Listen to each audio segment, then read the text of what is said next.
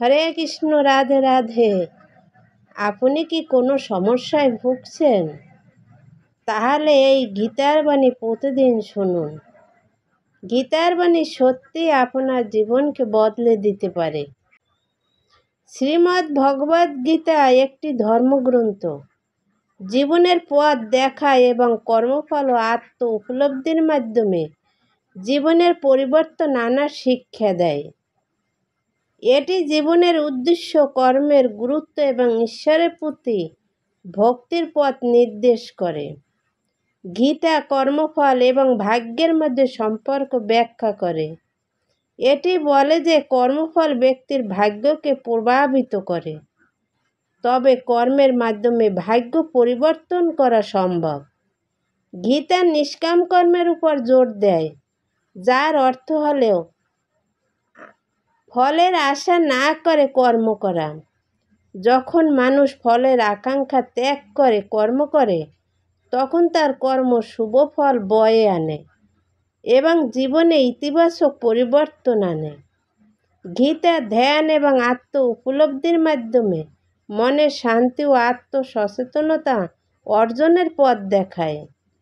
যখন মানুষ আত্ম উপলব্ধি লাভ করে, তখন সে জীবনের জটিলতা থেকে মুক্তি পায় এবং সঠিক পথ বেছে নিতে পারে। গীতা ঈশ্বরের সমর্পণের গুরুত্ব তুলে ধরে। যখন মানুষ নিজেকে ঈশ্বরের প্রতি সমর্পণ করে, তখন তার জীবনে শান্তি ও আনন্দ আসে এবং জীবনে কঠিন পরিস্থিতিতে মোকাবিলা করতে সহজ হয়। গীতা জীবনের সঠিক পথ দেখায়, যা ধর্ম, কর্ম এবং স্নেহের উপর ভিত্তি করে গঠিত। এটি জীবনের প্রতিটি ক্ষেত্রে সঠিক সিদ্ধান্ত নিতে এবং সাফল্যের পথে এগিয়ে যেতে সাহায্য করে। সুতরাং গীতার জ্ঞান মানুষের জীবনকে সঠিক পথে চালিত করে, জীবনের সমস্যাগুলি মোকাবেলা করতে এবং জীবনের মান উন্নত করতে সাহায্য করে। গীতা একটি গুরুত্বপূর্ণ ধর্মগ্রন্থ। জীবনে কি করা উচিত এবং কি করা উচিত নয় সেই বিষয়ে সঠিক পথের সন্ধান রয়েছে গীতায়। গীতার পথ অবলম্বন করে জীবনে সাফল্য লাভ করা সম্ভব। গীতার কথা অনুসারে ঈশ্বর নন, এই তিনটি বিষয় আমাদের ভাগ্য নির্ধারণ করে। জীবনে সঠিকভাবে বাঁচার পথ দেখানো আছে গীতায়। শ্রীমদ্ ভগবদ গীতা আমাদের ধর্ম, কর্ম, স্নেহ, ভালোবাসা সম্পর্কে শিক্ষা দিয়েছেন। আমাদের জীবদ্দশা ও মৃত্যুর পরের অবস্থাতেও গীতা সমানভাবে কার্যকরী ও উপযোগী। মানুষ জীবনে যে দর্শন সব থেকে ভালোভাবে অনুসরণ করতে পারে, তাই বর্ণিত আছে গীতায়। গীতায় বলা আছে যে ঈশ্বর কখনো কারো ভাগ্য নির্ধারণ করে না।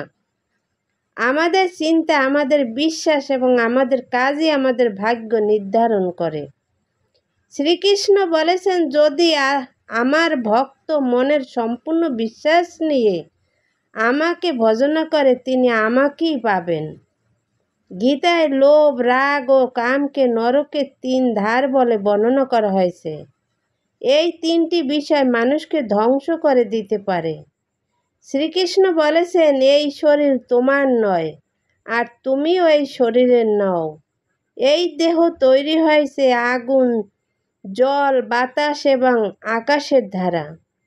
এই সবেরই পরিবর্তন হয়, কিন্তু আত্মা হলো চিরস্থায়ী, চিরকালীন। আত্মার কোনো পরিবর্তন হয় না।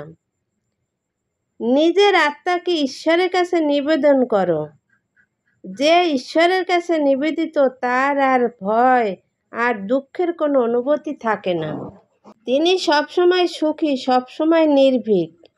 গীতায় শ্রীকৃষ্ণ বলেছেন যে শুধু টাকা থাকলেই তো মানুষ ধনী হতে পারে না।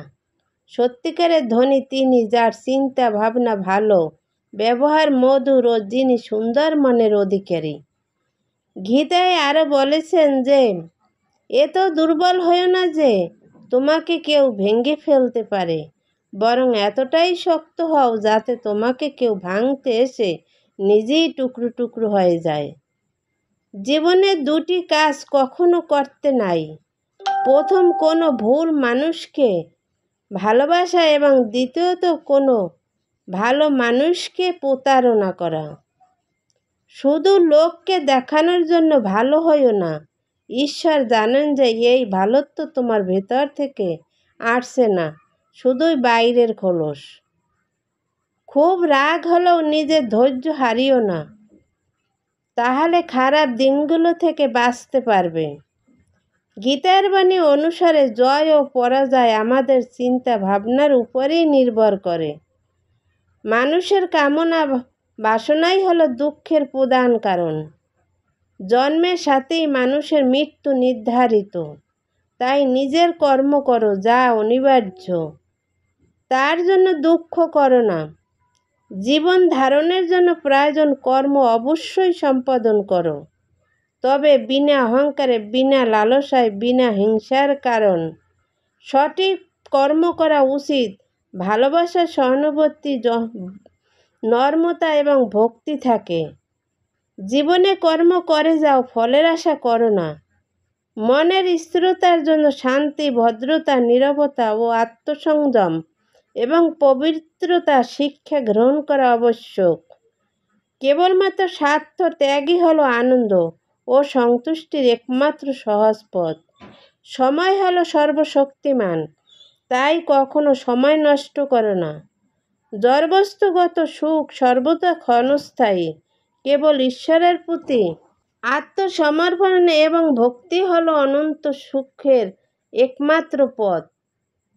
যা হয়েছে তা ভালোই হয়েছে, যা হচ্ছে তা ভালোই হচ্ছে, তাই নিয়ে ভেবে লাভ নেই। বর্তমান নিয়ে পরম আনন্দে বাঁচতে শেখো। নিজের মনকে সর্বদা কর্মের উপর স্থির করো, কর্মফলের উপর নয়। লোভ, ক্রোধ, হিংসা হলো মানুষের প্রধান শত্রু, যা নিজের অজান্তে জীবনের সবচেয়ে বেশি মূল্যবান জিনিস সময়ের ক্ষতি করে। কারণ সময় হলো পরম ক্ষমতাবান, যা কারোর জন্য থেমে থাকে না। জীবনে অমরত্ব পেতে সম্মান অর্জন করতে শেখো, কারণ জীবন ক্ষণস্থায়ী, কিন্তু ব্যক্তির অর্জিত সম্মান চিরস্থায়ী। সর্বদা মনে রাখবে, জীবন যত কঠিন পরিস্থিতির মধ্যে দিয়ে যাবে, তোমার ব্যক্তিত্ব ততই প্রকার হবে। প্রতিটি কর্মের ত্যাগে আগে আমাদের কর্মের প্রতি সঠিক মনোভাব গড়ে তোলা আবশ্যক, তবে সেই কর্মকে আনন্দের সাথে সম্পূর্ণ করা সম্ভব। সঠিক উদ্দেশ্য নিয়ে সঠিক কাজ সম্পূর্ণ করাই হলো আমাদের জীবনের পরম সাফল্য। বৈষয়িক জগৎ মানুষের কাছে প্রথমে আনন্দ ও সন্তুষ্টি যেমন নিয়ে আসে, ঠিক তেমনি সময়ের সাথে বহু দুঃখ কষ্টও নিয়ে আসে। কারণ বৈষয়িক সম্পত্তি পাওয়ার চেয়ে তা হারিয়ে ফেলার ভয় মানুষের মধ্যে বহু গুণ বেশি। বিবেক ও বুদ্ধি হলো মানুষের পরম সম্পদ, যা সঠিক সময় জীবনে সঠিক দিশা বেছে নিতে সাহায্য করে। প্রজ্বলিত অগ্নি যেমন জ্বালানি কাঠকে ছাইতে পরিণত করে, ঠিক একইভাবে আমাদের জ্ঞান আলো আমাদের মনের মধ্যে থাকা আত্ম অহংকারকে ছাইতে পরিণত করে। যে ব্যক্তির মন তার শত্রু এবং তার বন্ধুর মধ্যে সম্পর্ক ভেদাভেদহীন, কেবল মাত্র তিনি পরম শান্তির অধিকারী। মানুষের মনের উপর পূর্ণ নিয়ন্ত্রণ থাকলে সেই স্থিতিতে মনকে বলা হয় আমাদের পরম বন্ধু। ঠিক এইভাবে মনের উপর যদি নিয়ন্ত্রণ না থাকে, তবে সেই স্থিতিতে মন হয়ে ওঠে আমাদের পরম শত্রু। স্বরূপ উপর প্রভুত্ব ও নিয়ন্ত্রণই হলো একজন সফল মানুষের প্রধান পরিচয়। অন্ধকারময় সময় হলো জীবনের সঠিক আশার আলোর পথ প্রদর্শন করা। সততার সাথে কর্ম করতে জীবনে বহু বাধা সম্মুখীন হতে হয়। ধৈর্য থাকলে অবশেষে গর্বের সাথে জয় তোমারই হবে। নিজের সাথে সর্বদা অপরের তুলনাই হলো মানুষের দুঃখের প্রধান কারণ। নিঃস্বার্থ সেবার মাধ্যমে আপনি সর্বদা ফল প্রস্তুত হবেন এবং তার আপনার সমস্ত আকাঙ্ক্ষার পূর্ণতা পাবে। যা হয়েছে সকলের জগতের ভালোর জন্য হয়েছে, যা হচ্ছে জগতের ভালোর জন্যই হচ্ছে, যা হবে তা জগতের ভালোর জন্যই হবে। একজন জ্ঞানী ব্যক্তি পরিচয় নিজের শত্রুর থেকে ঘৃণার বদলে তাকে ভালোবাসা ফিরিয়ে দেন। যে ব্যক্তির মধ্যে অহংকার মাত্রা যত বেশি, সেই ব্যক্তির জ্ঞানের পরিধি তত কম।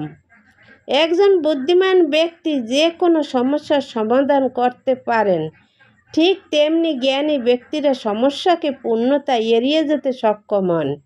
যে ব্যক্তি তার সমস্ত জীবন শ্রীকৃষ্ণের চরণে উৎসর্গ করেন, তিনি কেবল সমস্ত কর্মবন্ধন থেকে মুক্ত। যতক্ষণ না আমরা আমাদের কষ্ট থেকে শিক্ষা না পাই, কষ্টের পথ কখনো শেষ হবে না। সফল তিনি হতে পারেন যিনি পরিস্থিতিতে পরাজয় স্বীকার করেননি। যখনই কর্মের অভাব হয়, যখনই ধর্মের অভাব হয় এবং অধর্ম বৃদ্ধি পায়, তখনই আমি পৃথিবীতে অবতীর্ণ হই। এই উক্তিটি ধর্মকে রক্ষা করার জন্য ঈশ্বরের দায়িত্বের কথা স্মরণ করিয়ে দেয়। একজন মানুষ আর তার নিজের প্রচেষ্টাতেই উন্নতি করতে পারে, আবার নিজেকে ধ্বংসও করতে পারে।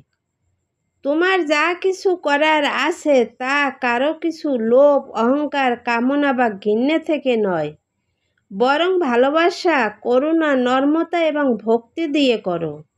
জীবনের সম্পদ বা অসুবিধা কিছুই তুমি নিজে বেছে নিতে পারো না। জীবন তোমাকে যা দেবে সেটাই মেনে নেওয়া প্রয়োজন। নীরবে শুধু নিজের কর্তব্যটুকু করে যাও। জীবনের দুঃখ কষ্ট ভেঙে না পড়ে শান্ত থাকার উপদেশ দেওয়া হয়েছে গীতায়।